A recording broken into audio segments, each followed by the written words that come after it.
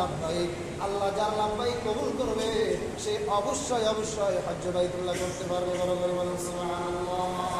তাহলে আমার সাথে বলেন লাব্বাইক আল্লাহুম্মা লাব্বাইক, লাব্বাইক লা শারীকা লাক লাব্বাইক, ইন্নাল হামদা ওয়ান নি'মাতা লাকা ওয়াল মুলক লা শারীকা লাক লাব্বাইক।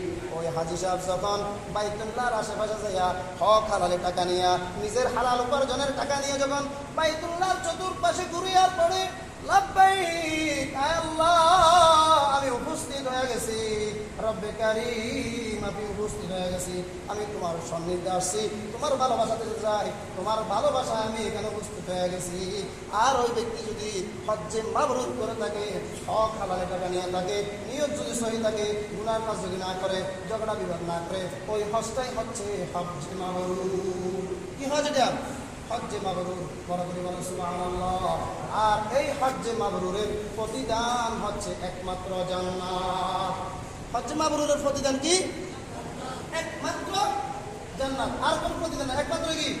জান্নাত। আর যে জান্নাতে যাবে তার জন্য আল্লাহ পাকের দেওয়া জান্নাতের সকল নাজ নিয়ামত তার জন্য হয়ে যাবে। সুবহানাল্লাহ।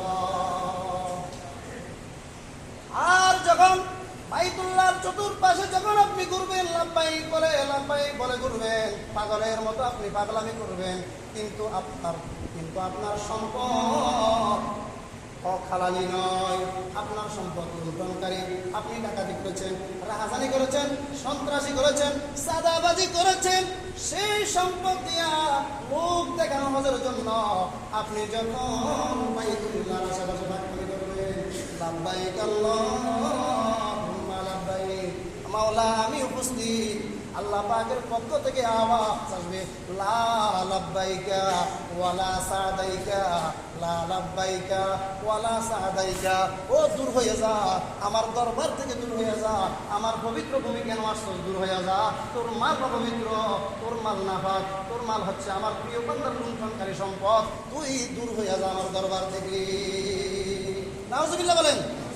তাহলে হজ করবে কেমন সম্পদ দিয়া? হালাল উপার্জনের সম্পদ দিয়া।